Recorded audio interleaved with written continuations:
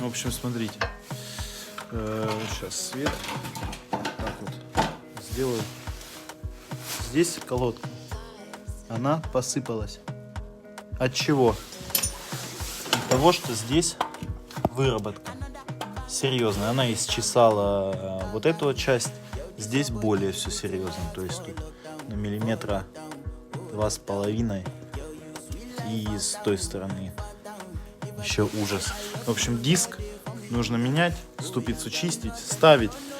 И в паре менять колодки, потому что они уже металлом напитались уже очень сильно. Ржавчиной, коррозией, которую они сдирали по краю. Поэтому они и скрипели.